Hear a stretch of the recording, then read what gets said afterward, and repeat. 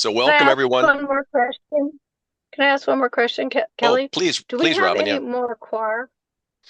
Do we have any Um, more choir? I think we sold out, didn't we? we Or sold out, but we left the remaining choir about 10 to 12 blocks at the Ocean Shores Garden. So if you talk really oh, nice okay. to Gwen, Gwen may be able to score you some choir, but only if you Okay. talk nice All to right. her, right? I also happen to Yeah. have two Okay. blocks here in the extension office. Someone who bought it decided they didn't need it and donated it back. There you go. How much is it?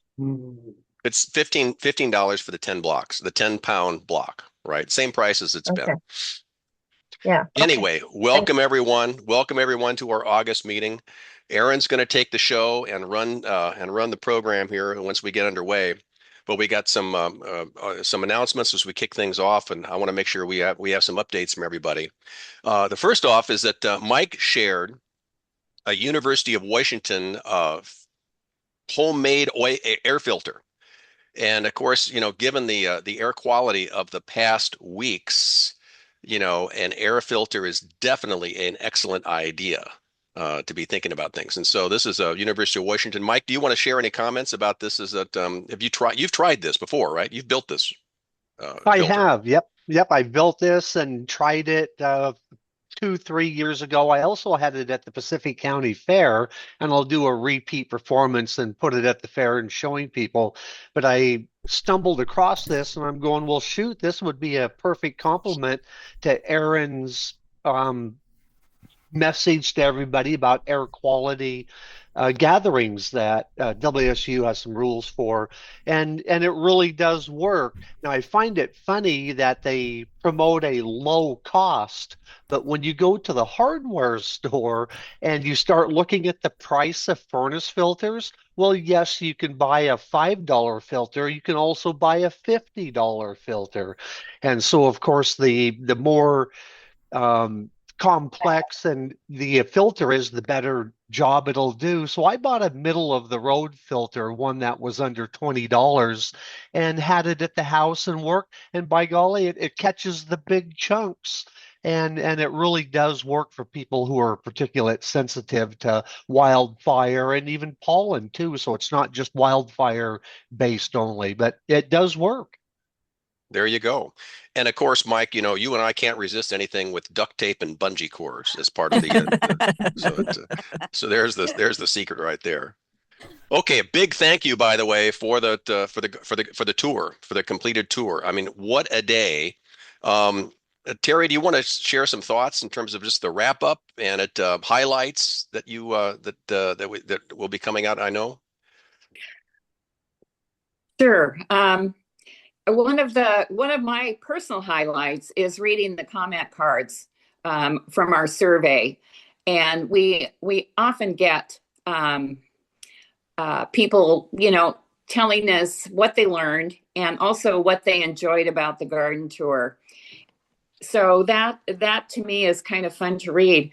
People really enjoyed the diversity of the tour, from seeing kind of the wizardry sort of things that were happening in the Hogan Garden with the motor hooked up to the composter and his greenhouse full of the hydroponic growing towers and stuff like that, to just the creativity in all of the gardens in terms of using found materials and beachy sort of things. And it was so people really saw what we were trying to accomplish with a broad range of different gardening styles and different things to learn at our garden tour.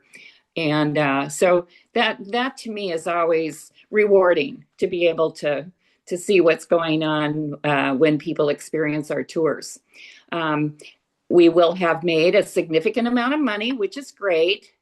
We didn't sell as many tickets as I'd hoped. I just think that probably there are just so many events going on these days, and other reasons for people to fill up their weekends with stuff to do. But fortunately, We made a significant amount, and I turned in what I think is the last expense for the tour. So there will be a bottom line figure very soon. The point I'm struck by your comments here is the educational value of the tour. The fact that our tour inspires people, educates people, gives them gives them encouragement and inspiration to get engaged, and that's a huge part of who we are. Exactly. We call it a fundraiser, but I always think of it as part of our educational mission. That's a big reason for doing our garden tour. So anyway, I thought it was very successful. We had at least 6 master gardeners that volunteered in each garden. So that was quite amazing that we had so many of our own members who set aside the whole day to help us out. And then there was a big group, of course, selling plants, which was highly successful. And I think we made over $3,000, I think, on our plant sale. I think that's what the figure was, somewhere in there anyway. I don't recall. So kudos to everybody that brought plants, because indeed it was a big event, and and by the way, at the location of the Digishores garden, what an excellent location there, right? It fully fenced in.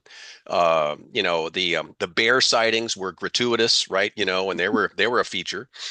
But bears coming along, and I think the vendors had a good time as well, that were associated with it. So it was really a big day there.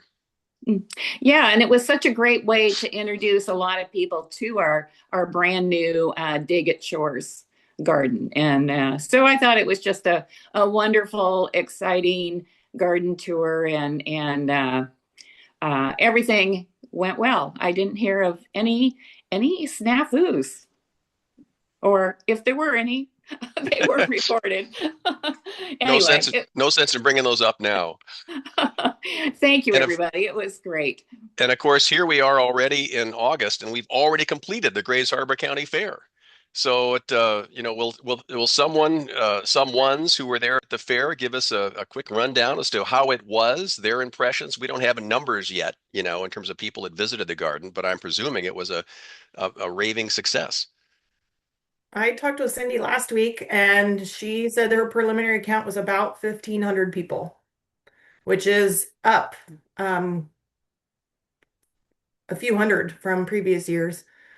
But I was there Thursday and Friday, and Friday it felt kind of slow. Like it was pretty steady through most of the day, but I think people were waiting because that was the headline concert was that night. So when I left, there was a line the length of the pavilion, people waiting to get in, and it took me a half an hour to get out of the parking lot because everybody was coming in. So I think in the future, we might consider sticking around an extra hour or two on Friday if that many people are coming in right as we're shutting down for the day. So make sure you capture those notes so in our planning for next year then. Right. That 1,500 total, their 1,500-ish total really reminds us as to what a front door that garden is for our entire program. So it's a huge number of people that experience who we are and what we do in that concentrated time. And of course, the garden, I'm presuming it was just at its best and just beautiful beyond compare. Definitely. My favorite comment from a visitor was that the garden was the very first thing they do when they get to the fair every year. There you go. Any other comments on the fair? Any other comments from folks that would work the fair? Okay, well, we're going to be talking about the Pacific County Fair in a couple of seconds here, but listen, we have a bunch of things to get through today, including a very important vote on new bylaws and new articles of incorporation. And I'll have a few slides that will talk about that. But a reminder that on June 22nd, we pushed an email out to everyone with the new bylaws and the new articles of incorporation. And we explained in that email what the changes are. And I'll summarize those again as we get into it today. But if folks want to go back and look at their 622 email and remind themselves of what the changes are ahead of the vote, you're very much welcome to. Okay. Okay, so again, we are here in August. We have a board meeting today at 1 o'clock, 1 p.m. The same URL, the same Zoom URL that you're using now. We'll all be meeting it today at 1 o'clock, and everyone is welcome. We have a plant clinic in Ilwaco coming up this Saturday for anyone interested. And of course, the following week is the Pacific County Fair. And Mike, any comments in terms of, I know you've pushed out to the Pacific County folks, the schedule. We have a number of Grace Harbor people coming down, obviously to get cover crop seed. But anything else to share and talk about the fair? Yep, people are doing a great job signing up. Remember, go to Give Pulse and sign up. I've created a one-page summary of this master schedule, and I'll send that out to the foundation. I'll send that out to everybody so they can see what's going on. But we're doing pretty good for people signing up. We have some areas that need to be filled in the morning and the afternoon. But the Friday and Saturday are looking good. Some holes there, and Kelly and Bev again have volunteered to close up shop each night, and certainly appreciate that. But yeah, thank you for everybody that's signing up. Elizabeth and Jan are heading up the kids activities, and so they've got some budget money to play with, and I really appreciate their contribution. So stand by, there's more to come. There you go. So reach out to Mike if you have questions regarding the fair, because it is a big deal. And it also is a great opportunity to help with last minute recruitment of new members, and as well as just goodwill. We're going to be talking a lot about cover crops there as I mentioned earlier, and handing out bags of cover crop seed to all the attendees there. And so that'll be a first for us. And the seeds were provided by the Pacific Conservation District. So they had some money specifically for winter cover crop seeds. And so they were looking for a vehicle to move those seeds, and we are the vehicle. So it's a great collaboration. Okay. Quick note on September. We'll have a full September calendar coming up. A reminder that September is picnic month. And Gail and Randy at the Dutton Ranch are planning to host us on Saturday the 12th. Saturday the 12th. That's the weekend after Labor Day. So Gail, Randy, any comments in terms of what to prepare and how excited we should all be? Oh, we're looking forward to having everybody out here. We've got big lawn, redwood walk. The marsh is beautiful. I'm biased, I love my marsh. We're expanding what we lovingly call a Japanese garden. It is aspirational, folks, but it's getting there. We're happy to have you all out and show you the property. Well, we're looking forward to coming to trash your place. So that's for sure. So you would never do such a thing. Not intentionally, but you know, our parties get a little wild here. That's right. So a wild and crazy group. So I'm presuming you'll have some more write-up coming in the e-news for September. So stay tuned and put the date on your calendar. Okay, so reminder who we are today. We meet today as Master Gardeners for Pacific County and Grace Harbor counties. We are Master Gardeners following the WSU Extension program in that area. We, as a foundation, are a 501c3, wholly organized to raise funds and engage in activities in support of the Master Gardener program. Mike leads us as our president, and the rest of us, here are in supporting roles across the board.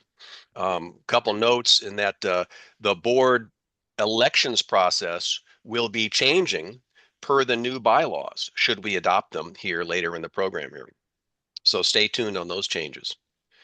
Okay, and so our elected regional directors for this year, Rita, of course, is leading us here in Pacific County, and Wendy's taking double duty for both Greater Grace Harbor and for Coastal Grace Harbor for the rest of the year. Jennifer leads us at the state level. Erin leads us as our coordinator across the two counties, and Wendy as program assistant. And again, and lots of things going on according to programs. So again, a reminder, and of course, it's almost a thank you for everybody that just supported everybody in the fair and in the garden tour, that as a service organization, we're expected to step up and volunteer. And Erin, Wendy, I wonder if there's any comments you have with respect to volunteer hours year to date. How are we doing relative to the hours that we're reporting? Any comment? I think Wendy has an appointment, so she's not here. And since she does most of the work in Give Pulse, I don't have a good number. I could probably find it, but But I believe it's a big number. So I believe we're doing well in terms of getting hours in. So more power to us all here. Hey, a quick note on Tapio Moment. Going all the way back to August of 2010, August of 2010, Don wrote in his article about what about tomato plants here at the coast that are blossoming but not producing fruit. And I found this fascinating, by the way, in reading back on this. And mind you, just a reminder, what I'm doing for these Tapio notes is I'm simply going back into more than a green thumb. Can't quite get that into the right focus, can I? Here, there we go. More than a green thumb, and looking at what he wrote, decades ago. But look at what he's saying, that tomatoes require a fairly narrow band of temperatures in order to produce optimally. So nighttime temps below 55, which is quite common here right at the coast, the amount of pollen is reduced. Daytime highs over 85 degrees also hamper fruit set. So it's a very interesting narrow range, which I was not aware of before reading his note here. So I love this comment. Just remain optimistic. Yeah, just hope for the best here, right? And plan for the best.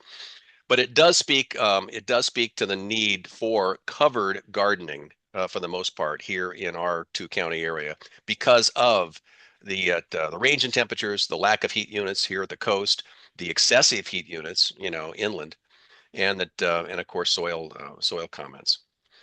Any other comments regarding tomatoes and fruiting?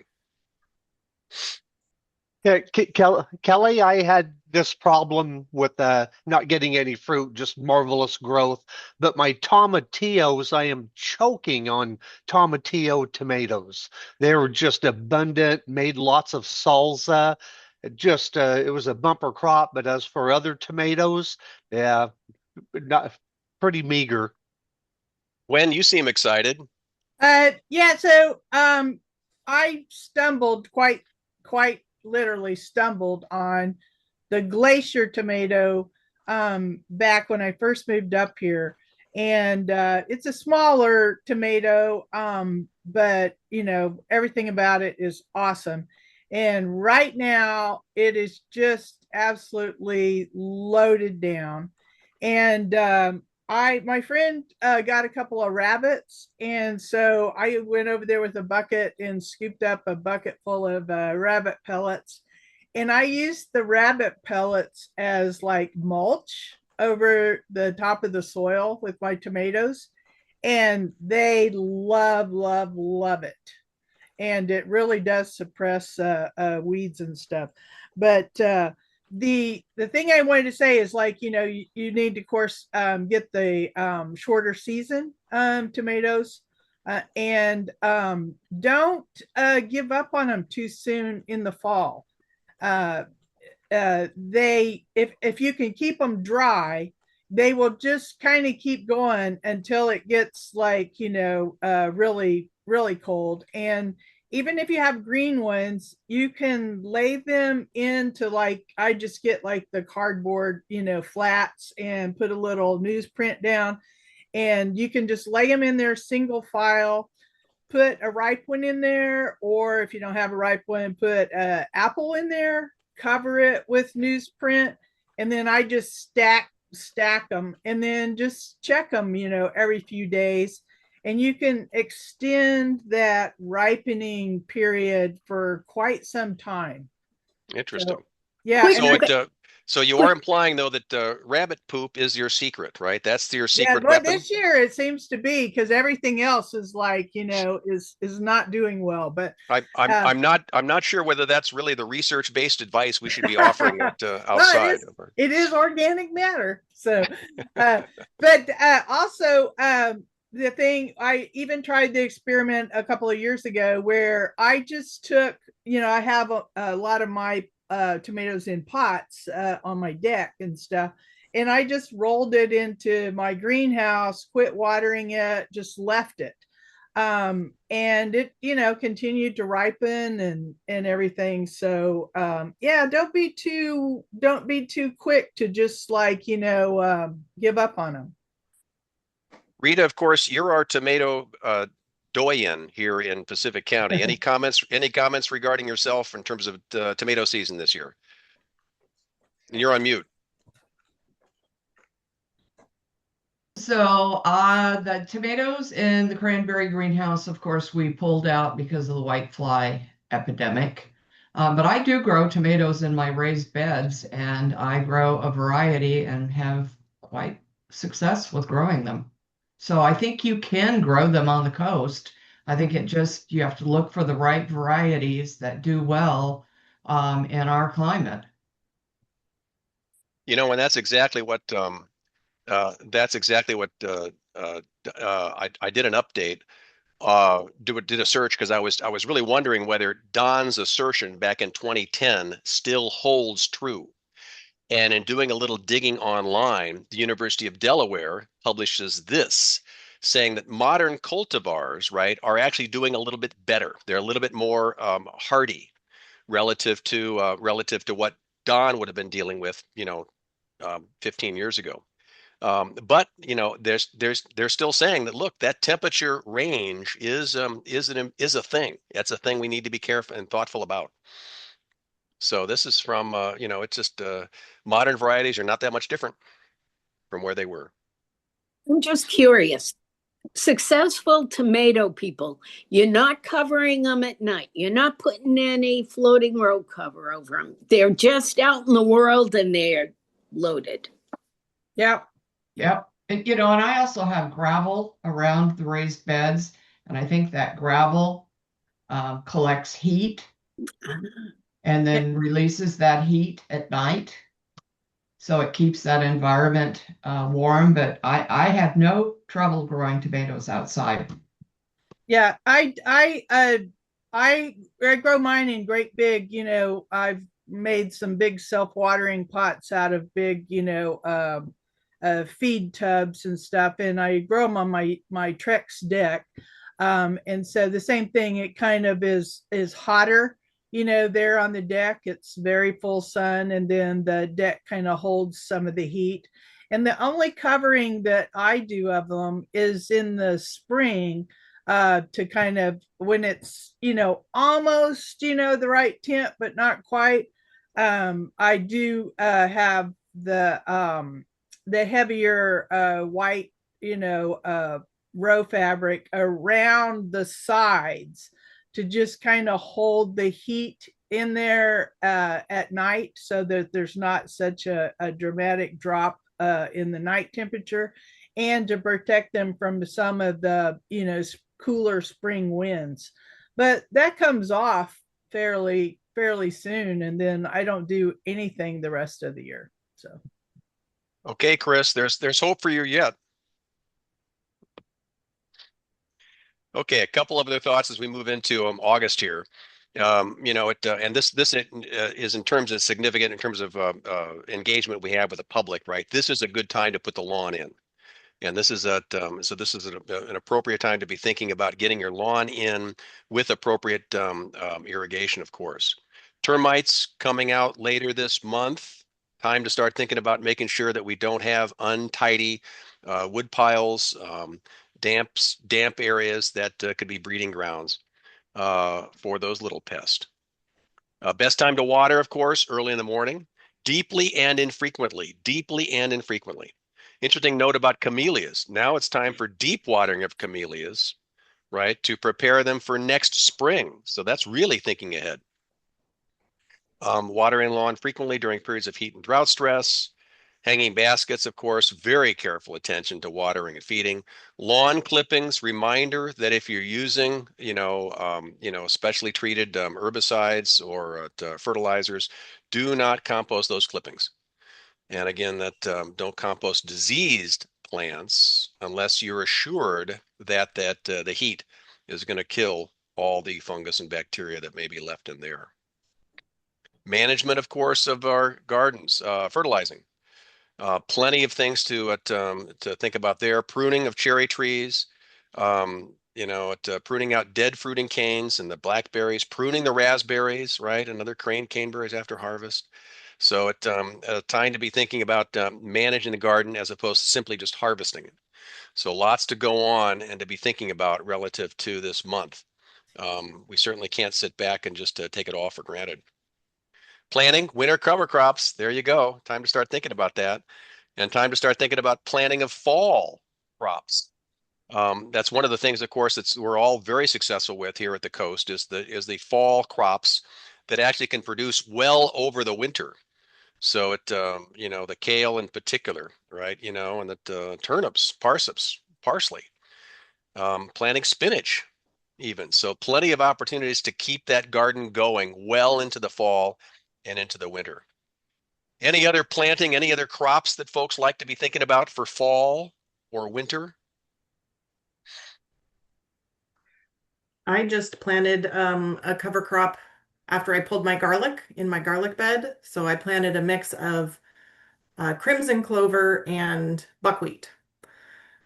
So it's late enough that it'll come up and it will help add organic matter and cover the soil, but it'll also winter kill. So that way I don't have to worry about it self-sowing and creating a problem. So it's a really good if you got a midsummer cover crop. And the first time I ever planted buckwheat, I planted it with tomatoes, and I didn't have weeds in that bed for like 2 years. Wow. I don't know exactly why, and it could be a coincidence, but it was like between the buckwheat and the tomatoes, they just shaded everything out. So, and I don't know why even the next year there weren't hardly any weeds at all. So mark your words here. Erin, very early in August, has already planted her fall cover crop. There you go. We planted some Rudolph broccoli. It's a red sprouting broccoli that I'm hoping to harvest for Christmas dinner. There you go, Gail. Other plantings, other fall plantings underway?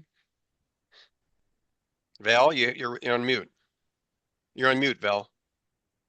Val, you're on mute. Carrots work in the fall if you get them in pretty soon so they can get a good start.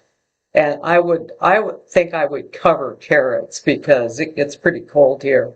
But mine were mature last summer and fall, and they lived beautifully through the winter. And so I do well with carrots, not much else. But although I had a fabulous garlic crop that I'm really proud of that I've already pulled, and they're curing. So onions and garlic seem to do really well in Alma. Yeah, they do. In fact, so Erin, you had garlic, Val had garlic. Bev, you want to comment on our garlic? You were very pleased with the garlic this year. Yeah, I harvested them probably in the middle of July. And what I do is I buy the seed from Territorial, and then the following year I use what's the hardier of the cloves and plant them. So it's every other year. I try to do it for 3 years, and they get pretty puny. So I buy 1 year, then I use the ones from that year to plant for the following year, and then the year number 3 I buy it from Territorial. That's good advice because I planted last year's soft neck, and they did much better this year than they did last year. So I'm happy to hear that now I can't extend that for 3 years. So, well, you might have better luck than I did. You might want to try it just to see if it works for 3 years in a row. I don't have the space to Okay. experiment much. So when I plant, I really pray and hope that it grows well. Okay. Well, But anyway, I'll be excited about your carrots because you can feed the rabbits. You can feed Gwen's rabbits, right? And then use the poop, right? So we'll have a whole ecosystem going That's here. but right. so can we trade carrots for rabbit pellets? Things are getting weird here, that's for sure. Mm-hmm. Okay, August to-dos here at pest management, of course, and this is so important when we talk to the public, right? Be wary of just spraying willy-nilly, and making sure that we understand that the label is the law. And least toxic options, and of course, this is as we in Pacific County know, the whitefly invasion that we had in the greenhouse in Long Beach was I think. I wonder how many gallons of insecticidal soap and neem oil did we use? Rita, you want to share, by the way, what happened? Just to everybody, just to share our calamity of the whitefly infestation. Sure. So we had an infestation of whitefly in the cranberry greenhouse. And they were first noticed as Marilyn Marshall was taking apart the native plants that had died. So she was pulling those native plants out of the soil and she was noticing these white flies. And we didn't really think too much about it. And then one of our interns, Liz, noticed them and she was very concerned that it seemed like they were growing, getting more. And then Tammy noticed them. And then by that time, we really had a real serious problem because they were on the tomatoes, they were on the beans, they were on the cucumbers, they were on the eggplant, they were everywhere. So we brought in neem oil and we sprayed them with neem oil. And we also brought in the little yellow cards to catch them. And we put in quite an effort to try to control the infestation, but in the end, we finally decided that it really wasn't worth our effort for the produce that we were going to get because they actually, they suck on the plant and then that stuns the plant. And so we ended up just pulling everything out of the greenhouse. It's all gone. It's in quarantine right now. No plants in there.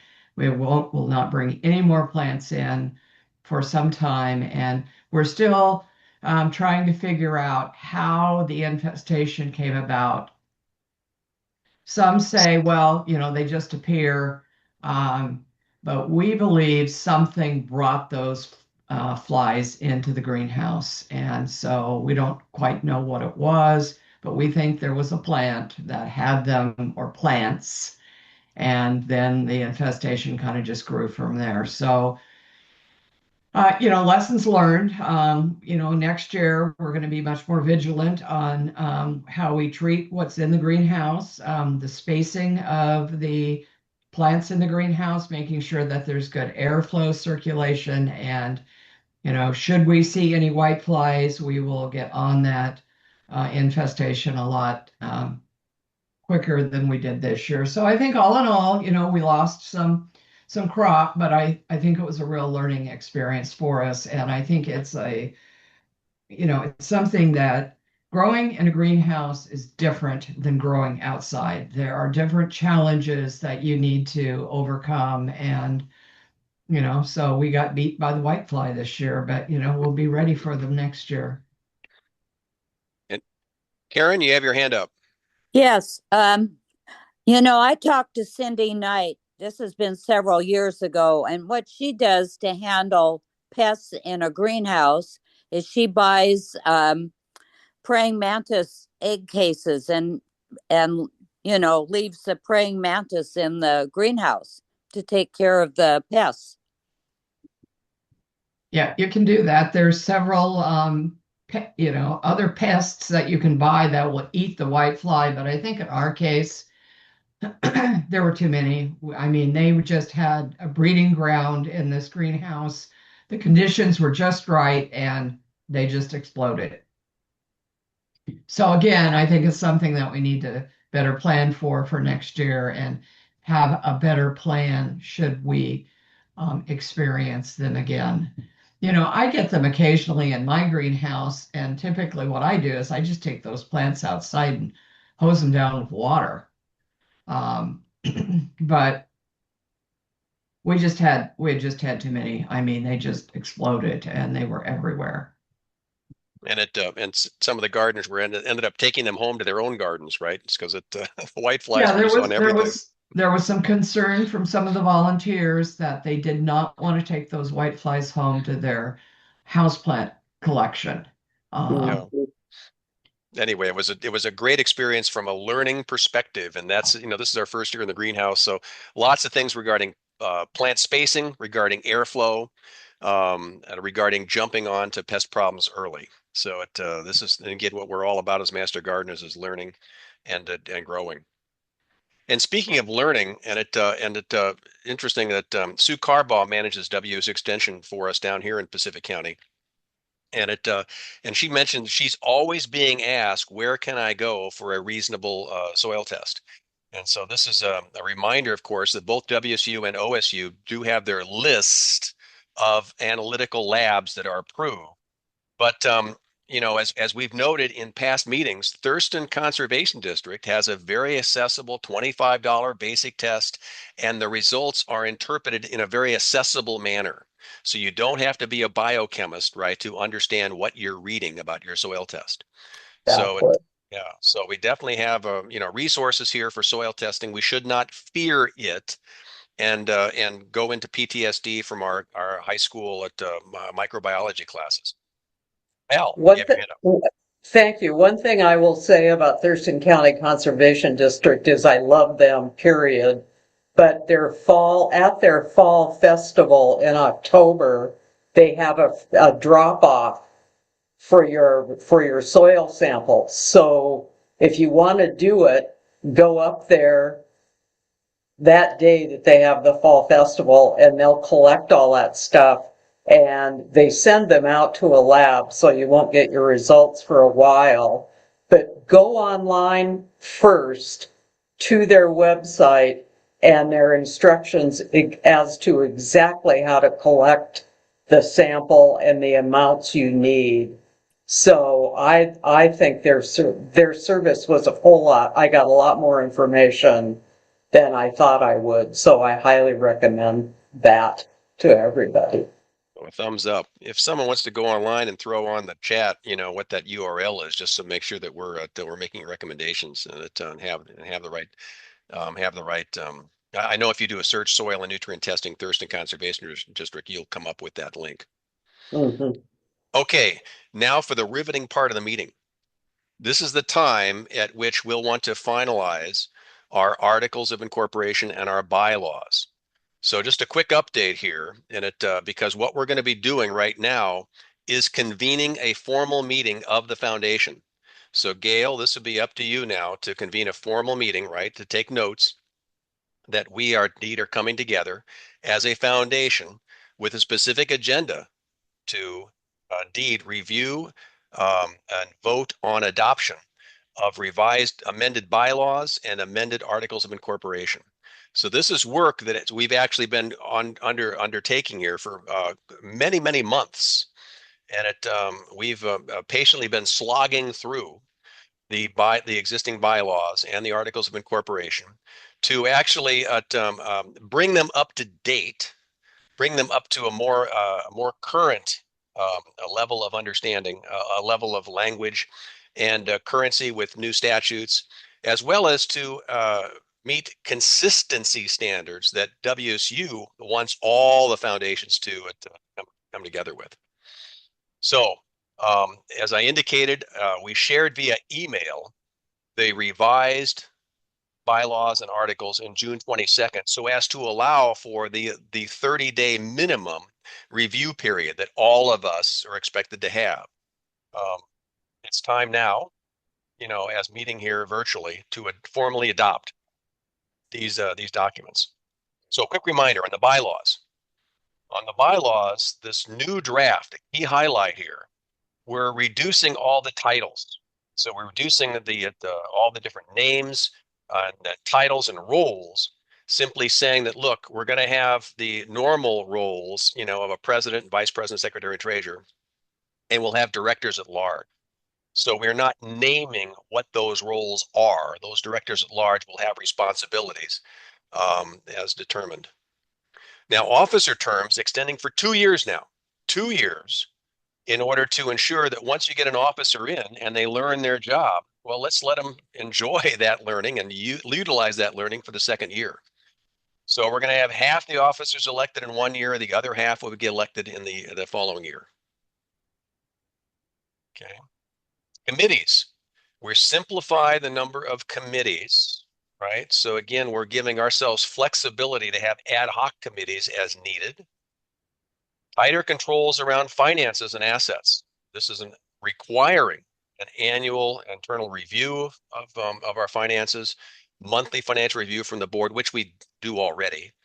Board approval for budget amendments, et cetera, et cetera. More coordination with the program coordinator to ensure that all of our funds are being spent in support of the program. The new draft regarding quorums is that the board meetings, a foundation meeting needs to have at least 5 board members plus 10% of the voting members. The older bylaws had a very simpler, just a majority of the folks resident. So this is actually it's a more hygienic way of ensuring that the quorum that is formed is a quorum that is formed of officers and board members. There's a majority of board members and officers there that can bring consistency to the meeting. There's actually this is a little bit of a nuance that kind of helps prevent rogue meeting quorums that can lead to some adverse effects. Okay. So any other comments regarding the bylaws? Comments, questions regarding the bylaws? We're just going to do we'll do it. I think we can make a motion for both the amendment, both the bylaws and the articles, if indeed we're good on those. But any questions regarding the bylaws in particular? I'm sure everybody dutifully and scrutinized those bylaws as they were set out. Val's nodding her head up and down. So absolutely. She studied them, interpreted them, translated them into Swahili. Okay, so the articles, this is more straightforward. Articles of incorporation is largely it's a template that the Washington State uses to ensure that we are indeed established as a Washington State corporation. And you can imagine the 1997 Articles of Incorporation differ a little bit from what we're dealing with in 2026. So this is the the language is again. It's very much boilerplate in that almost any Washington corporation has a very similar looking Articles of Incorporation. The language has been cleared up a little bit. It's more updated, a little bit more direct in stating that we are a 501c3 charitable organization. And indeed, it simplifies our governance details by pushing those into the bylaws. So not a big deal relative to there's not a lot of leeway or flexibility, or you don't have to get too excited about the articles in that they conform to what Washington State expects. Comments or questions regarding the Articles of Incorporation? Okay. So we are at that time, that auspicious time here, in which, remember, we are meeting as a formal foundation right now, and we are prepared to entertain a motion to accept the amended bylaws and the amended Articles of Incorporation for adoption. I move that we accept the amended bylaws and Articles of Incorporation. Thank you, Karen, for that motion. We have a motion on the table. Do we have a second? Second. There's a second then. That was from you, Robin? Rachel. Sorry. Rachel, there you go. Very good, Rachel. Okay, so we have a motion on the table. We have a second. Elizabeth, any further discussion? You have your hand up. I'm sorry, but if you are not a foundation member, do you vote? Um, that is a technicality. Yes, so I'm presuming, but I'm not anticipating that we'll have a lot of contest here with respect to this motion here. Darn But it. indeed, you are being very appropriate, Elizabeth, is that this is indeed a foundation meeting. And so I'm expecting that all of the yays and excitement we're having here is from foundation members. It shows you, by the way, I appreciate you bringing up the point how tedious it is to become a foundation member, right? This is it's a real stress on us all here, isn't it? Mhm. Okay, so we have a motion on the table. It's been seconded. Any further discussion regarding the amendments to the bylaws and to the articles of incorporation? Any further discussion? Okay. All in favor? Aye. Aye. Aye. Aye. Aye. No. I think we're just okay. I'll just just in lieu of time and so forth, I'll ask, is there any opposed? Any opposed? Rhonda, you have your hand up, but I don't think that's it. I think you had that was just a Gail, you have your hand up. Okay. Lori, you have a check mark there. Are these oppositions? Gail's trying to get her hand down. There you go. Okay, we have a unanimous vote here. I think that's Gail. I think that's how we can record it here. Very good. We will conclude the meeting here. One day away from the shower. There you go. Okay. Thanks all.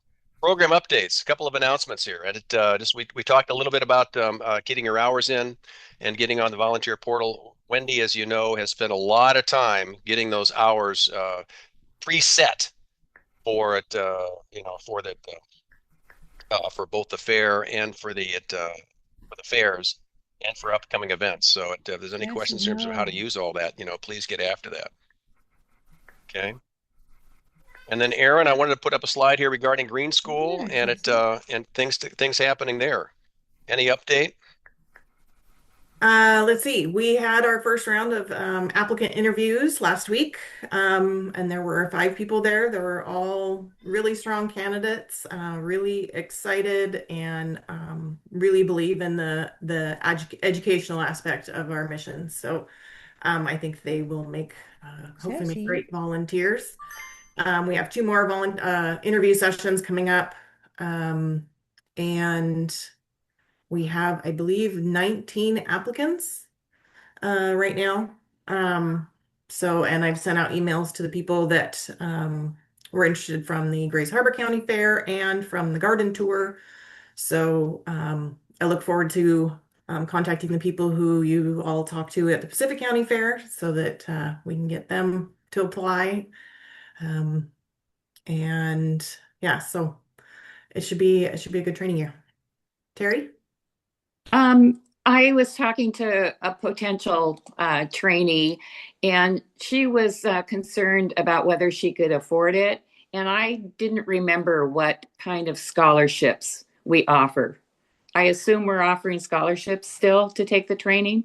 The way it works, so the training is $275 is the price for Master Gardener training. And then we do have, it's actually called a tuition waiver that reduces the cost to $125. Okay. And do you have to complete the training before you receive the tuition waiver? No, yeah, you actually get a special link to sign up to get that price. All you have to do basically is ask. We don't have any special criteria to receive that. But on the other hand, we don't want to publicize it too much. I tell people, yes, we have this available, but because that $125 still gets split between after a WSU's piece, we only get like $20 for that because that cuts into the money that we get for training. So definitely people who need it, I have no problem giving to it, but I don't want to put it out there so that everybody wants it. So in a case like this, when I was having a conversation with somebody, should I just refer them to you for the discussion about financial help? Yeah, that's fine. Okay. All right. Thank you. Okay. Other questions regarding Green School? This is obviously, it's a big thing. Recruiting for our next year is a big thing. So we'll be wrestling people down at Pacific County here, the fair. Gwen, you said you had some announcements. Yeah, so well, I just wanted to kind of let everybody know about the Dig at Shores Garden. Um, our next volunteer opportunity, we're going to be staining the fence so that it is protected more through the winter and maintains good color and stuff. Bayview Building Materials in Elma is donating the Cabot timber oil stain, however much we need, to us. So that's awesome. So we'll be having a work party on that pretty soon, because we want to get that done before Charlie's excavation, who is volunteering to do work on our garden. As some of you noticed during the plant sale, that we have a severe sand burr issue in the garden. And he is offered for free to come in and scrape off the top, 6 inches or so of that sand to get remove those burrs. And then also to lay down what they call red rock, which is, kind of a clay type, sealer that seals the sand off. And then he will lay down whatever other materials we need, like our quarter minus for our ADA pads, and he will bring in soil for us. And so he will do all the labor, and all we have to do is pay for or get donations of the materials of the red rock and the quarter minus and the compost and soil. So that's a huge thing, and will really jumpstart having everything done to like just build beds and start planting. So that's really exciting. Lots happening. Yeah, it's happening. And then also on Thursday at 6 to 8, Wendy sent out information. The Zoom meeting is kind of an all area meeting, kind of in conjunction with the Coastal Graves Harbor group. We did this last year where we planned out all of the ideas and everything and the dates and so forth for all of our programs and educational programs and workshops for the following year. And it worked out tremendous because we got so many really good ideas. We had time to, set it up and, get all the planning done. And then that just made our programs and our workshops and stuff just so more successful, and they were less stress on the members. So please join that Zoom and bring ideas and things that feedback from your communities and stuff about types of workshops and activities and so forth, that would be good for your area. So that's Thursday, this Thursday, 6 p.m., 6 to 8. And check your email for the Zoom link for that. There you go. Any other announcements? Any other announcements and updates?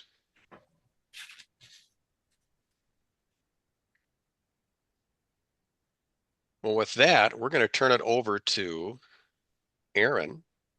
I'm going to go ahead and stop my share, Erin, Okay. and let you take charge. Here we go.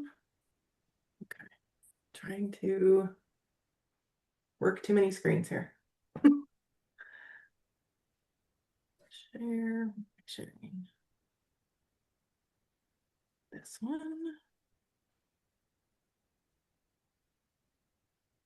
Okay, so are you seeing the full screen of the slide? It looks like. We got it. Okay. So this is there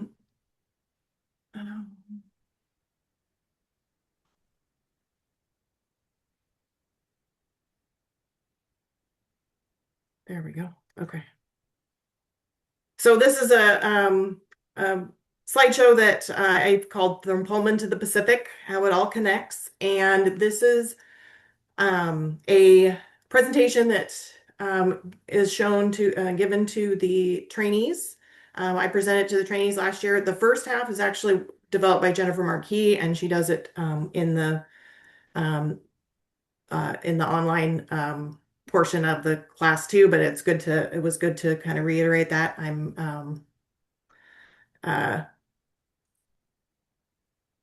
Yeah, so but I know that some of this information, a lot of you may have not heard because it wasn't part of training in the past, or maybe it's a good refresher.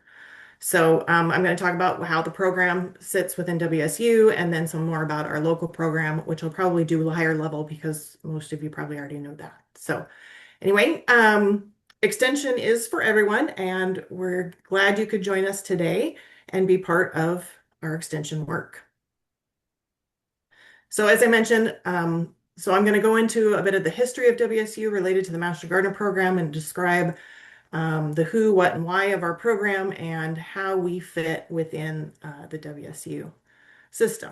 So for the first half, it's a lot of the points that Jennifer Marquis covers in her introduction. And then, as I said, the second half is more in-depth into the Grace Harbor Pacific County program. So historically speaking, we'll start with the fact that WSU is a land-grant institution, which basically means that we are required by federal acts to teach, research, and extend knowledge. In 1862, the Morrill Act made land-grant colleges in all states with a mandate to teach. The idea was to teach practical knowledge to everyone who wanted it. Prior to this, college or university education was more for the elite and for the people who had a lot of money. And the Morrill Act aimed to make that education available to everyone.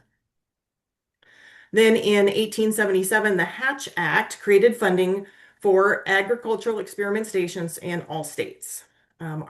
We have 4 research stations in Washington, which are the Irrigated Agriculture Research and Extension Center in Prosser, the Tree Fruit Research and Extension Center in Wenatchee, the Northwest Research and Extension Center in Mount Vernon, and the Puyallup Research Center in Puyallup. Then in 1914, the Smith-Lever Act established extension as a partnership between USDA, county governments, and the land-grant universities. So that's where, and there's a lot of,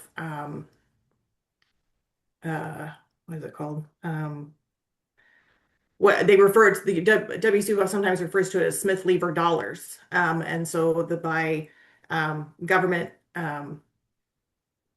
they established funds for the land-grant university or for WSU under the Smith-Lever Act. And so some of the extension staff or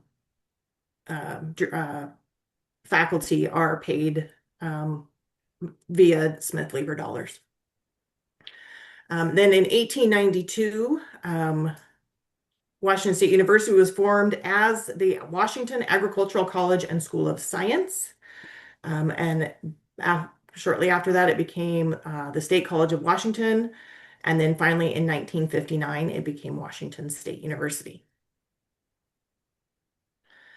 So how does the Master Gardener program fit into WSU? Because WSU is a land-grant institution, it must serve everyone. By mandate, WSU is required to teach, research, and extend knowledge. And the WSU Master Gardener program is one way WSU fills that mandate. So before I get more specifically into the Master Gardeners, we're going to talk about WSU from the top down. WSU's mission. Did somebody have a question? Okay. WSU's mission is to advance knowledge through creative research and scholarship across a wide range of academic disciplines, to extend knowledge through innovative educational programs in which emerging scholars are mentored to realize their highest potential and assume roles of leadership, responsibility, and service, and to apply knowledge through local and global engagement that will improve quality of life and enhance the economy of the state, the nation, and the world. Connors is the College of Agriculture, Human, and Natural Resource Sciences and is the largest college in WSU. Students in this college earn degrees in subjects like natural resource sciences, forestry, plant pathology, horticulture, economics, and human development. From the soil beneath your feet to the clothes on your back, Connors is the College of Real-World Research and Global Impacts. WSU Extension is in the College of Agriculture, Human, and Natural Resource Sciences. WSU Extension is the front door to the university. Extension extends knowledge and serves statewide to empower people, organizations, businesses, and communities to find solutions for local issues. It is recognized for its non-credit science-based educational programs and collaboration with community partners to create a culture of lifelong learning. WSU Extension programs include 4-H, agriculture, community and economic development, youth and families, nutrition, gardening, and natural resources. WSU Extension Master Gardener program is housed in Extension and serves Extension, Connors, and WSU. The program has been cultivating plants, people, and communities since 1973 and grows healthy people and a healthy planet through extending knowledge, giving individuals and communities the information they need to address 9 important issues facing Washington residents. We are one of 31 WSU Extension Master Gardener programs in Washington, and those 31 programs represent 35 out of 39 Washington counties. WSU Extension's flagship program is the Master Gardener program. It started in 1973 after WSU Extension service agents were able to convince WSU administration to allow them to move forward with their idea to train volunteers to be community educators. The images in this slide were taken at the Tacoma Mall in 1972 and show Extension agents visiting with guests about their yard and garden problems. If you remember a few years back to the 50th anniversary, these pictures got publicized a lot. So you've probably seen them. So WSU trained its first class of Master Gardeners in 1973 in King and Pierce counties. And we're very proud of the fact that our Master Gardener program was the first, not only in the US, but in the entire world. The Master Gardener title was derived from Germany's Gartenmeisters, who were highly respected horticulturists in their communities. The Master Gardener program was adopted across the nation and overseas, making it a historic sociological grassroots movement with widespread impact. Early Master Gardener programs focused mainly on diagnostic clinics.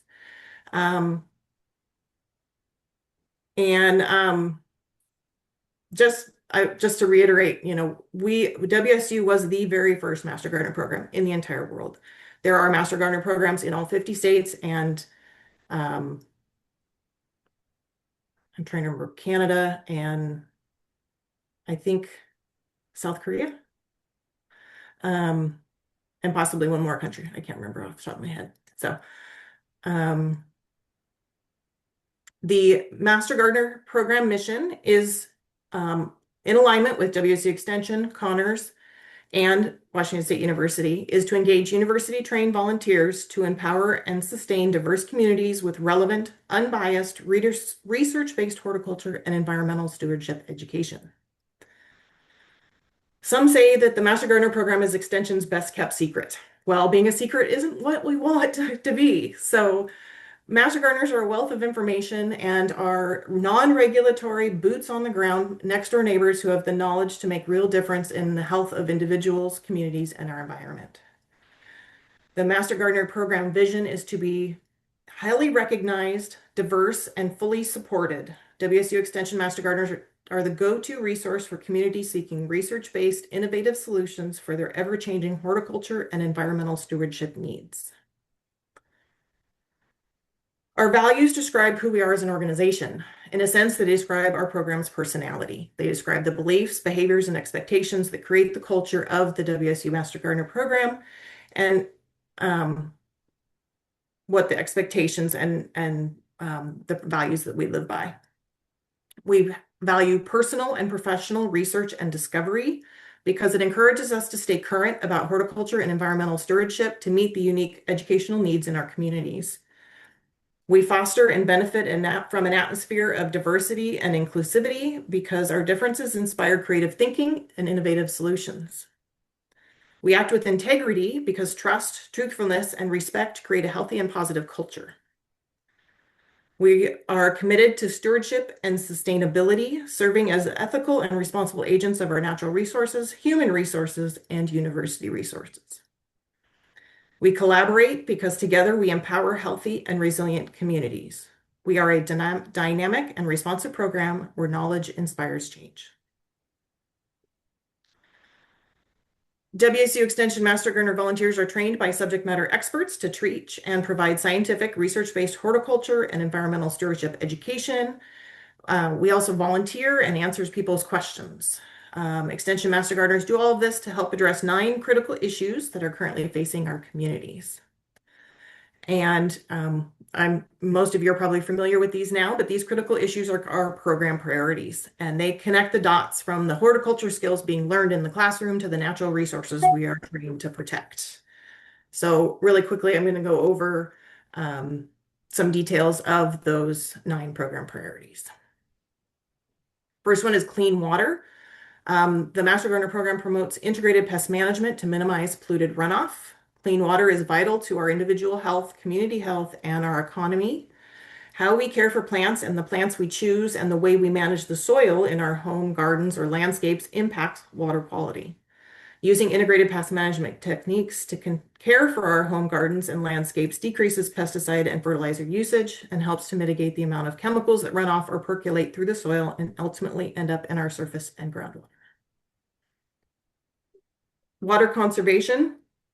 Our program teaches water-wise gardening and landscape practices to conserve water. Water is a limited resource. Clean water that is usable by humans for consumption is a non-renewable resource. It is estimated that a home landscapes can triple the average homeowner's water consumption during the growing season. Proper plant selection, mulching, soil care can reduce water use and increase water retention. Using water conserving design principles and efficient irrigation delivery systems all play a role in water conservation. Wildfire preparedness. This one is very front of mind right now with a lot of the fires. We just had a big brush fire here a couple days ago that narrowly missed a pretty good sized neighborhood. So, our program teaches landscaping principles to reduce the risk of loss due to wildfire. Each year, wildland fires destroy homes and property in the wildland-urban interface, defined as areas where homes are built near or among lands prone to wildland fire. Studies show that as many as 80% of homes lost to wildland fire may have been saved if brush around the home was cleared and defensible space was created around structures.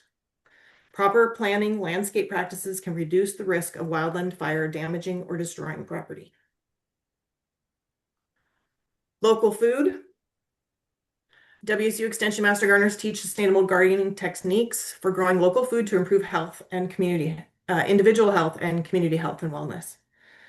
18 million American households were food insecure in 2023, meaning at some point during the year, the household was unable to meet the needs of all members of the household.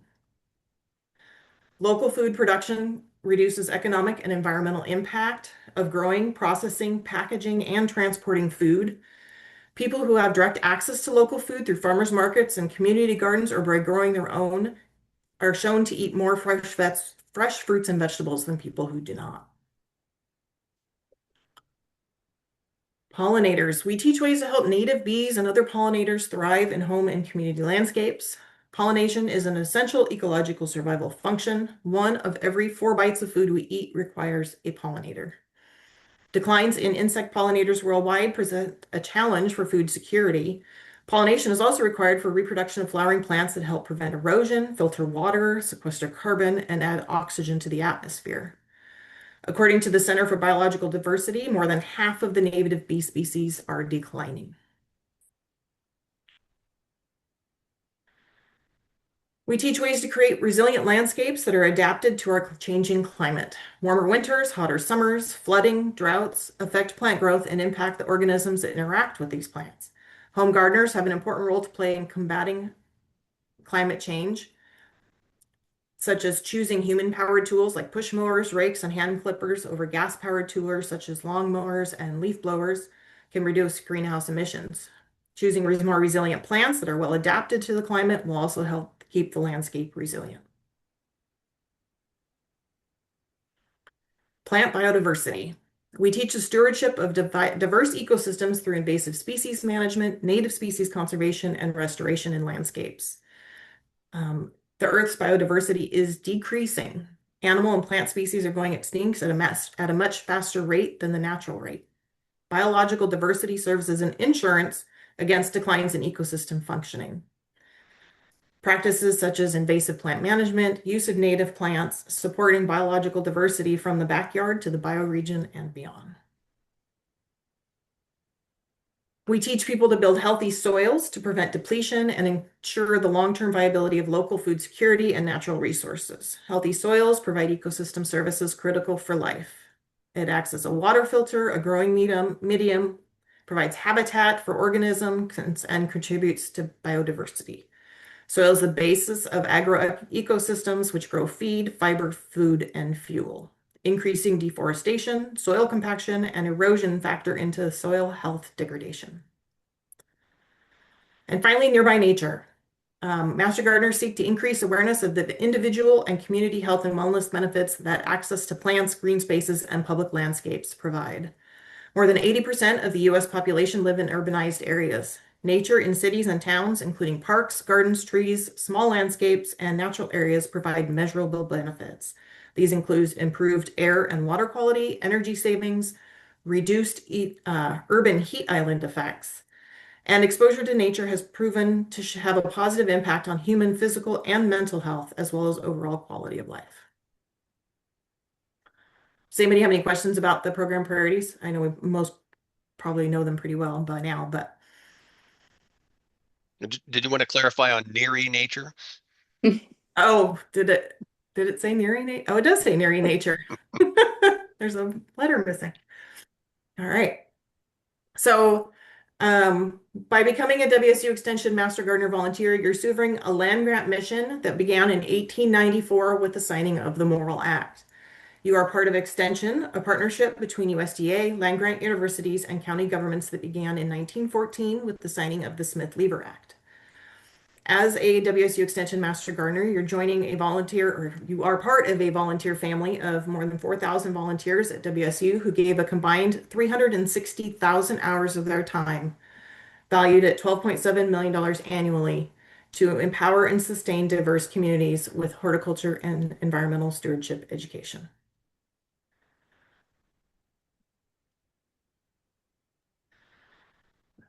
There are many benefits to being a Master Gardener and beyond the land grant mission, from lifelong friendships, learning, and having fun, and having a sense of purpose, to being part of something bigger than yourself, the health and wellness benefits that come from volunteering, not to mention the potlucks and all the events, the picnics that we do. When volunteers are asked what their favorite parts of being a Master Gardener are, they almost always say, I get to learn something new all the time. I get to make new friends with people who have similar interests. And I get to serve my community doing something I love and that is near and dear to me. So I'm going to talk real quick about some of the things that Master Gardeners can and cannot do. And like I said, a lot of this you probably know, but it's good to reiterate and clarify if needed. Things we can do, obviously, are learn. We love Master Gardeners are lifelong learners, and we love to learn and we love to teach. I've noticed recently that we have a disproportionate number of teachers or even retired teachers among our ranks, and we can learn a lot about teaching from them if that's something that we're not comfortable with. And that goes back to learning. We make a difference in our communities by providing our communities with education, the work that we do with the food banks, and most of all, we have fun. The fairs, the picnics, the potlucks, it are really great opportunities for us to have fun and enjoy each other's company as well. Just a few things that maybe Master Gardeners cannot do. We receive many benefits from volunteering, and WSU receives many benefits from its volunteers. It's a win-win situation. It's important that we understand the roles we hold, and there are a few things that we cannot do as Extension Master Gardeners. Let's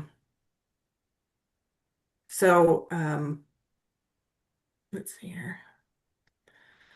We cannot endorse a business or a particular product. We cannot accept personal payment for services. If a client wishes to or wants to offer money, they can make a donation to the foundation in lieu of payment for services. We cannot give advice to commercial or businesses or legal advice. We can't give any pest management advice except from WSU accepted or approved resources. So when in doubt, that's Hort Sense, Pest Sense, or the Landscape Plant Problems book. And you cannot represent yourself as a WSU Master Gardener or Master Gardener when not serving in an approved volunteer role. So, and a not approved role would be if it's an event that I don't know about, it's talking to your next door neighbor over the fence, things like that. I mean, if your neighbor knows you're a Master Gardener, there's not much you can do about that, but that does not qualify for volunteer hours. And finally, we cannot give advice on the medicinal or edible value of plants or how to prepare them for that matter. Okay, so now that we've kind of gone over everything at the state level, I'm kind of going to jump into some of the more local level stuff. And so I'm hoping by the end here, you'll understand the structure of a program, maybe have a clearer idea on the difference between the program and the foundation, and maybe have a little more information on what opportunities we have and what resources we have in the program. So this is our organization chart for extension. So WSU Extension is at the top, of course, and then next to that would be Jennifer Marquis, who is our state program director. And then in Grace Harbor County, the extension office in Elma, Dan Tuderberg is the director. And then I, of course, am the program coordinator. And then the office manager is Andrea. And then in Pacific County, the office is in South Bend, and Sue Carbaugh, I think she's the only one in the office these days, but she pretty much runs that ship. So, yeah, that's it. Okay, so, and the vision for our local program is a unified Grace Harbor and Pacific County Master Gardener program connected by shared purpose, trusted by our communities, where every hour given and every story told gives our program a voice.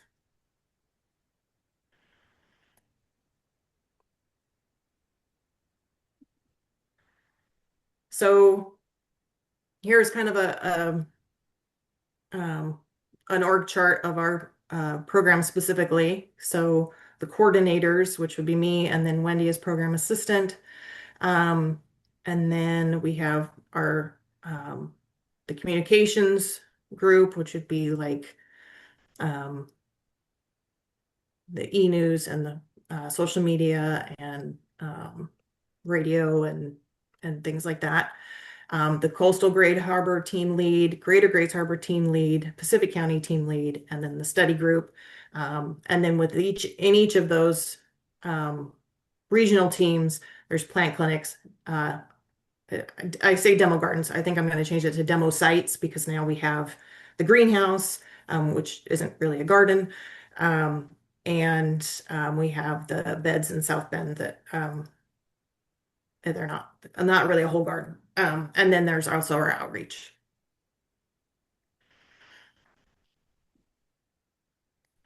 See if I made sure I want. So yeah, and just a reminder, so the how of this, I envision this, that we're the team leads for each of the regions,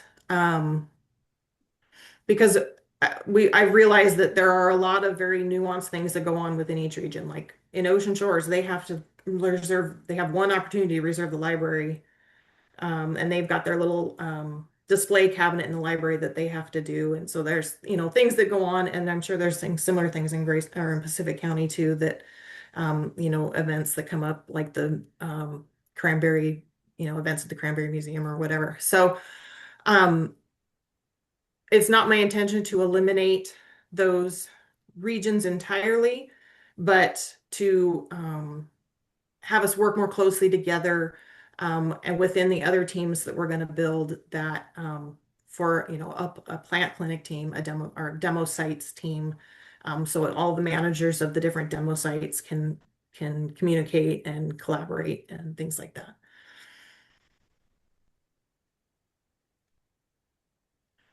So one of the ways that we communicate and educate our communities is through plant clinics, of course. These are free plant and insect diagnostic clinics. And we have, of course, our plant clinic booth at the fairgrounds that probably gets its most use during the fair, but we also have,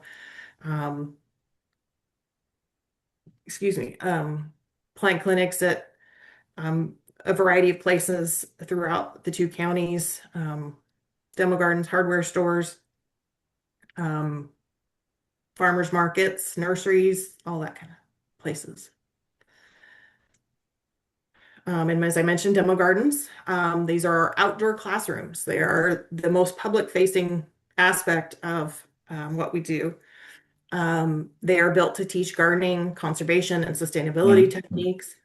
And each demo site showcases something unique and is usually inspired by volunteer interest, research, and community need. So whether it's raised bed gardening, native plants, accessible beds, composting, all these things are part of our demo sites. So in Grays Harbor County right now, we have two demo sites, of course, the Elmwood Demonstration Garden in the Grays Harbor County Fairgrounds, and then Dig at Shores at the Ocean Shores Methodist Church. And then in Pacific County, we have the Discovery Garden at the Columbia Pacific Heritage Museum in Owaco. We have demonstration beds in South Bend at the Growing Together Community Garden.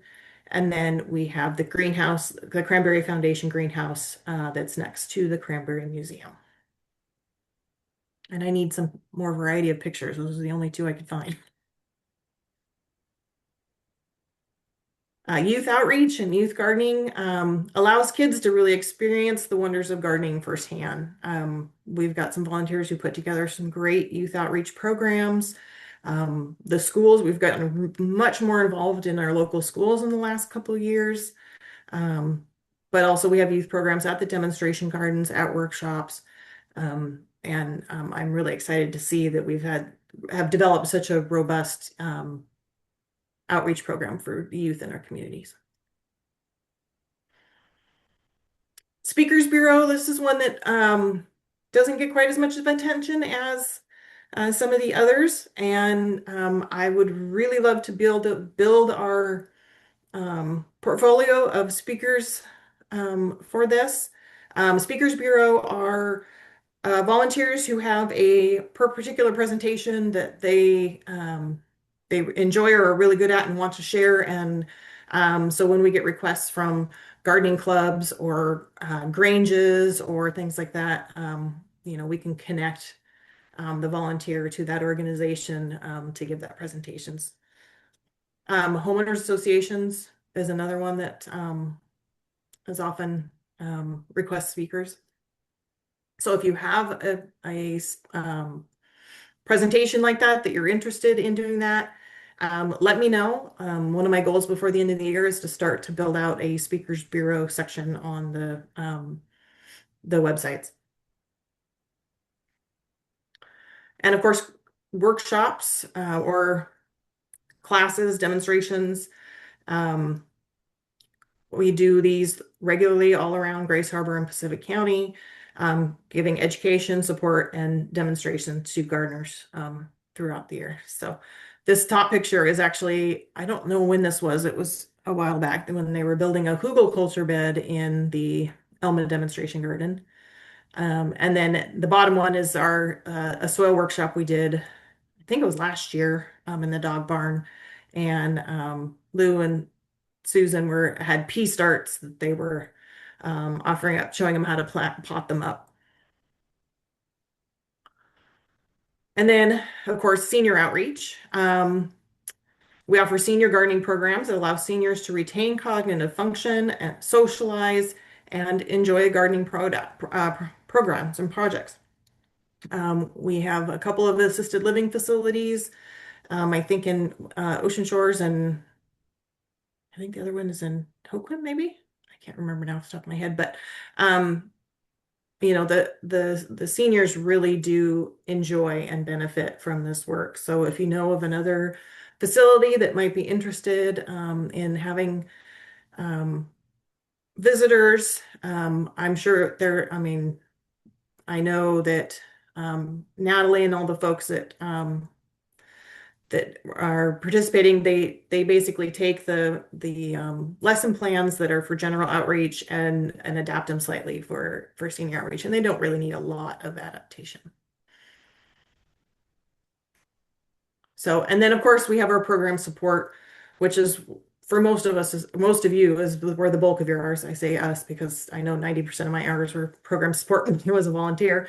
But you know, so most of the extension, I'm sorry, the foundation work is program support. All the planning and preparation for the garden tour, the garden show, or the home and garden show, marketing, mentorship, you know, planning and coordination of our outreach. Those are all program support, and they're what makes the rest of the work possible. So in 2025, we had just over 100 volunteers who gave over 8,000 hours at a value of $281,242.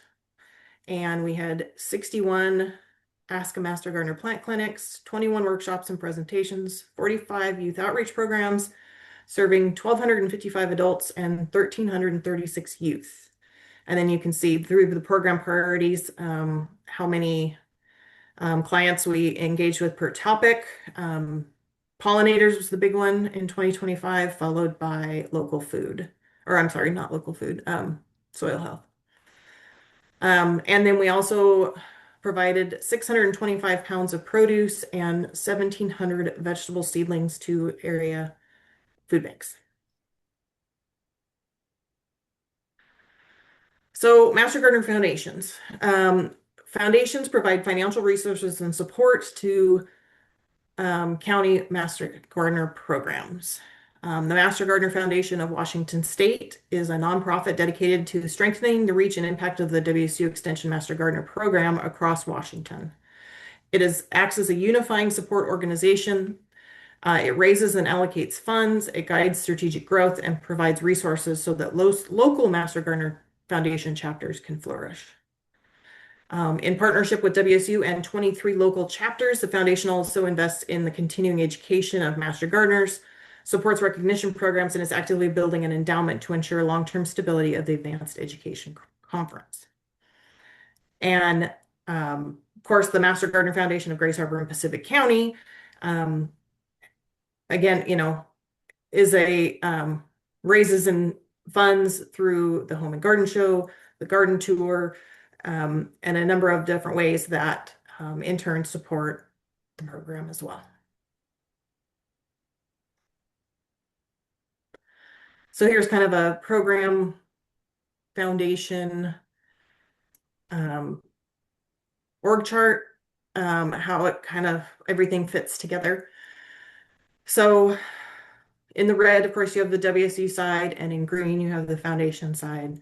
So You'll see, the WSU program is under the Grace Harbor Pacific County program. Then to the program coordinator, the regional team leads, and then with all the different aspects of that, including demo gardens, communications, training, outreach, and plant clinics. And you'll see that, and then on the right is the state foundation and our local foundation, and you'll see that there's resources that go back and forth between the two. So at the state level, the university, and so Jennifer works very closely with the state board, and the foundation helps coordinate and manage the AEC. They've created a state hub for the M365 program. And so they work closely together. And then again, at our level, the program and the foundation, there's a lot of sharing of resources. So like in the university provide, we have office space, we have the copiers, we have, me, I'm kind of a university resource that's available to you, so that so that I'm as supported as possible. And then, of course, as we were talking earlier, the foundation has a board of directors. And so they do fundraising and development, finance and asset management, program support, and the fundraising and finances are primarily the Home and Garden Show and the garden tour. So that's kind of high level, because I kind of blew through it. Normally it takes me twice as long when I do it for trainees because they don't know any of this, whereas most of you at least knew some of it, if not all of it. So, does anybody have any questions? I can't believe I blew through that in 40 minutes, but that was what I was shooting for. Erin, technically, who do you report to in your role? Dan Tudeberg. Into Dan in the local, Yeah. Okay, the local program. Yeah. Yes. Yeah. So, I mean, I work closely with Jennifer. And there are a number of program coordinators that do report directly to her. But Dan has opted to have me stay reporting to him. And you want to clarify your role and the number of hours you're allowed to spend with us as opposed to your small farms responsibility?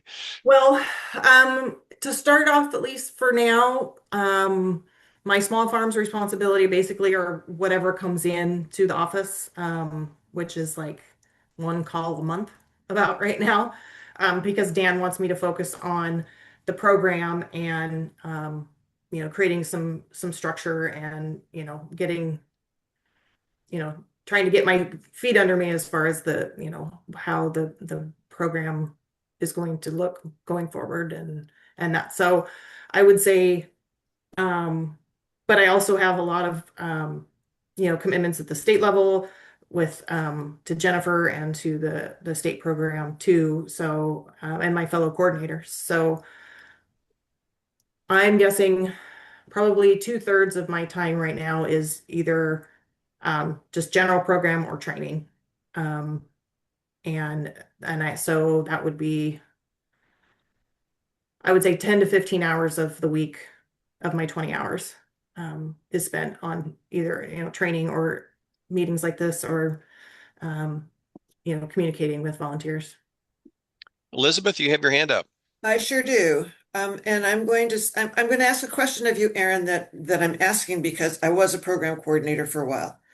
I know that I've followed Sharon with 2 years of quote unquote training. We were not paid coordinators in the same sense that you are. We did not have responsibility for how many hours we spent doing anything.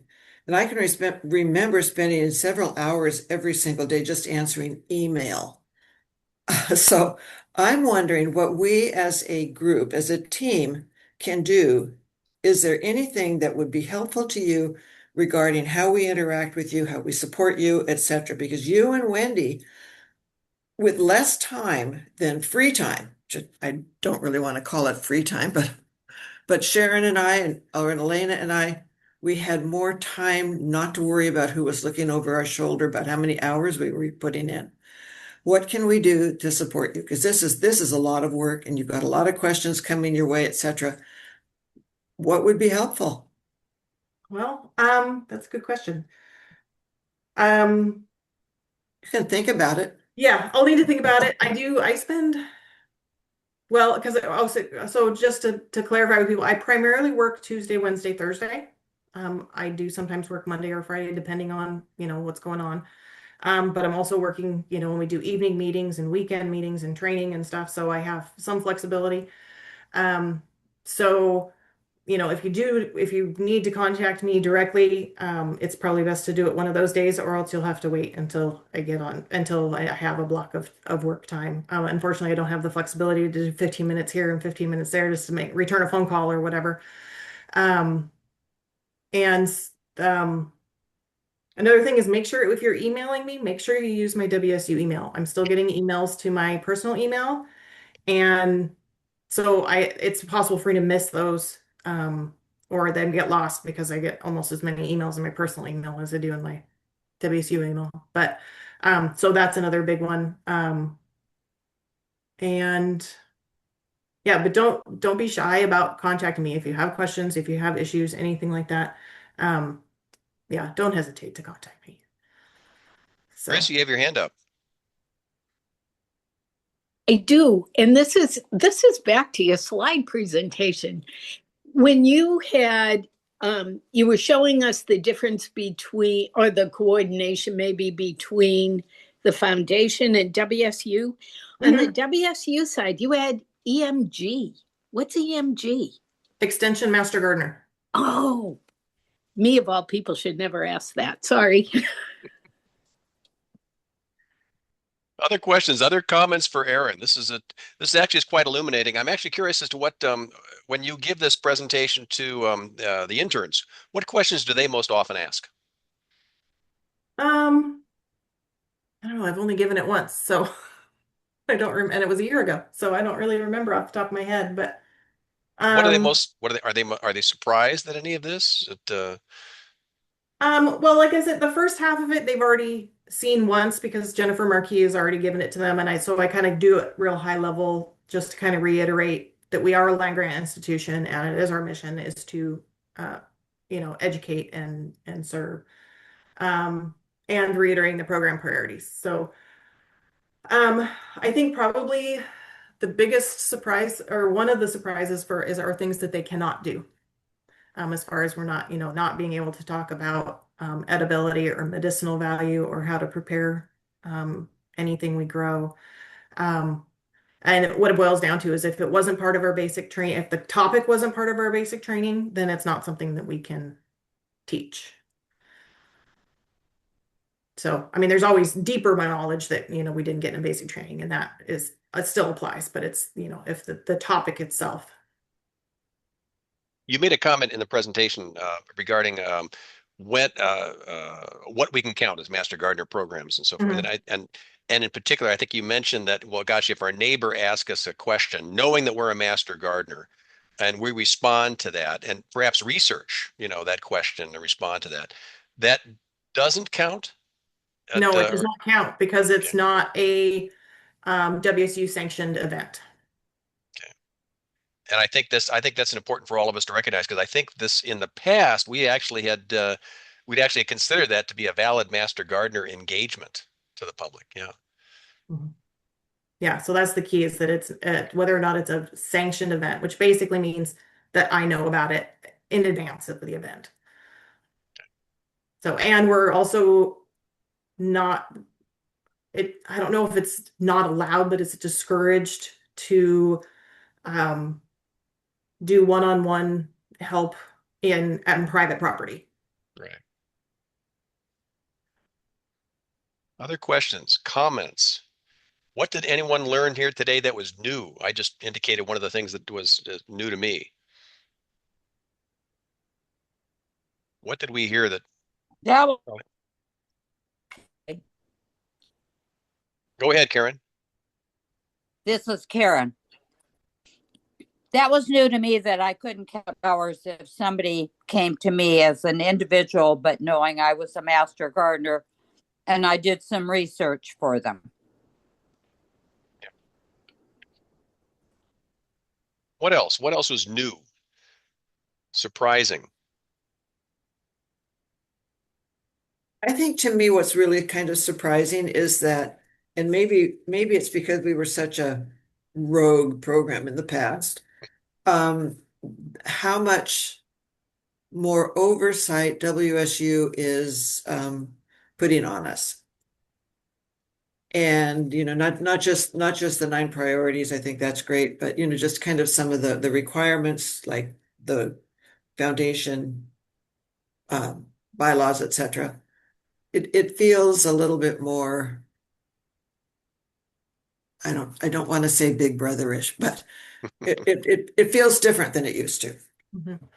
Well, and some of that is because we didn't have a lot of that.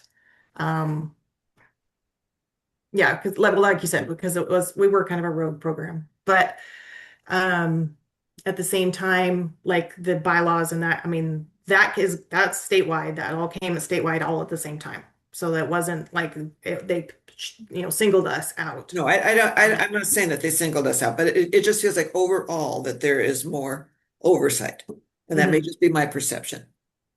Yeah, no, there is some, I think, yeah, there is some level of difference in the oversight.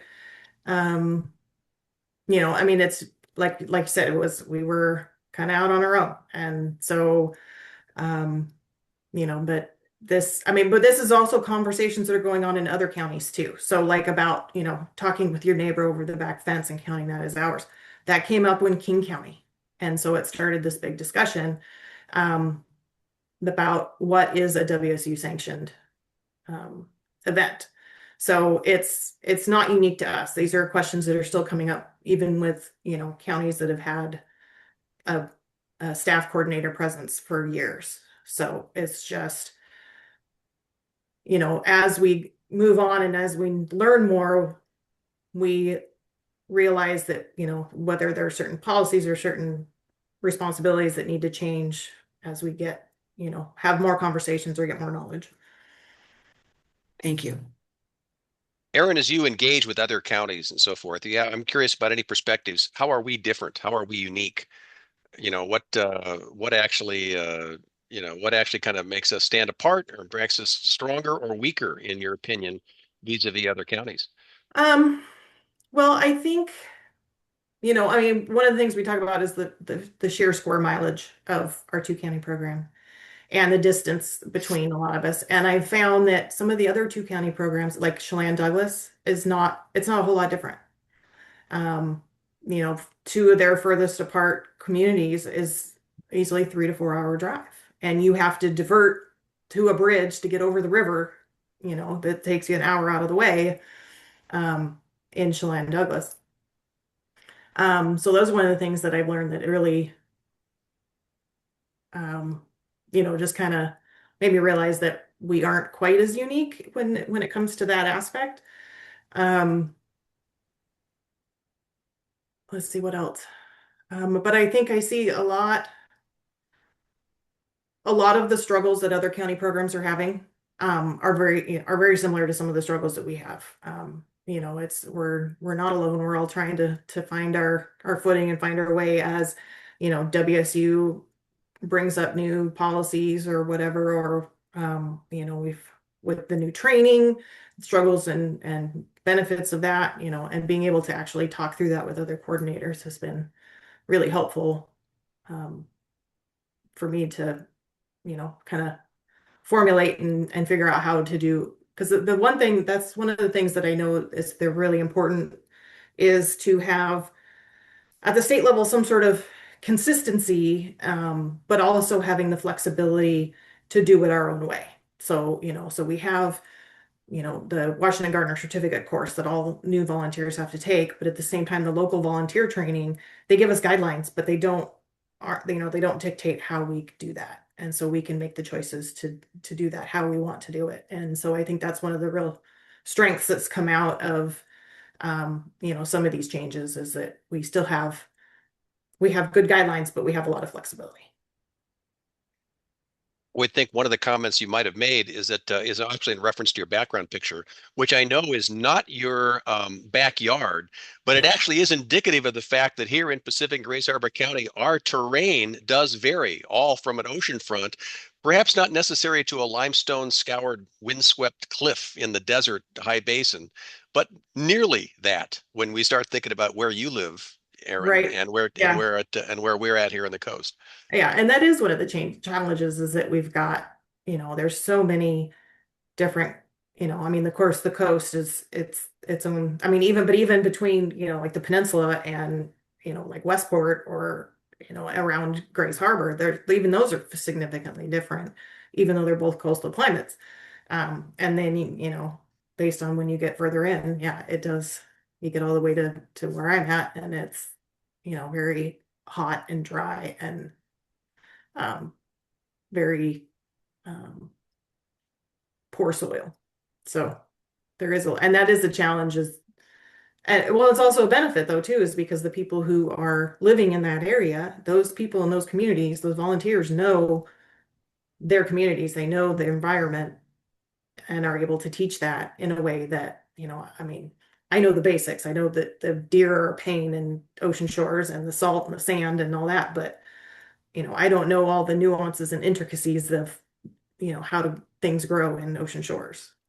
So, and I think that that's a benefit of having, these kind of, what do I say, kind of micro, regions or, areas is that you get that more in-depth knowledge of people who actually live there. Microbiomes. Great Scrabble word, by the way. Biome. That's for sure. Other questions, comments for Erin. We're very thrilled, Erin, just to make sure that we're very appreciative of your role and of the service that you're providing here, knowing that you're doing this for a whopping 14 cents an hour. And and so it's a necessary role for us to exist, and it's highly appreciated. So, and this is just kind of off the top of my head. So you were asking about the small farms role. So I know that Dan's hope is to have this be a full-time position within 3 to 5 years. If he can garner that support. Which means then as that time grows, and probably even within the next year or two, the amount of time I'm spending in small farms is going to grow as well. So just something to keep in mind, that even when this does become a full-time position, it'll probably be a third to half small farms time. So. Any other questions, comments for Erin? I want to make sure people are reminded that we have a board meeting coming up in a little over an hour. Same URL. Everyone's welcome to join. And we have new bylaws and new articles of incorporations that we just adopted. So congratulations to all. Other comments, questions for the good of the order? All right, Kelly, I fixed the neary nature. Actually, it's great. It makes sure that you're either paying attention or you're not, right?